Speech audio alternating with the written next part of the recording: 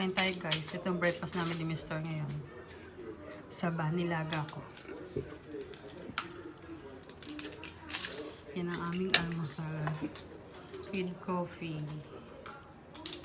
Maulang araw guys. Maulan ngayon, hindi kami nakapag-jogging ni Mr. Kaya ito.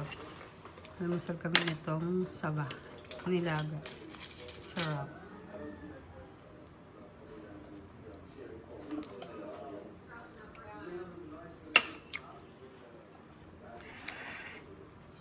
Sarap ng saga.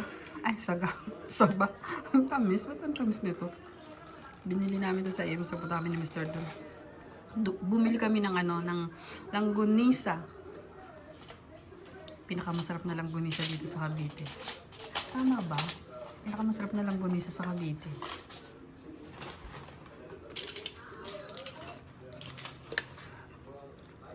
Oh, pang, saba.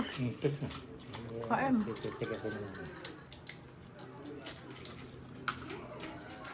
Tama-tama to.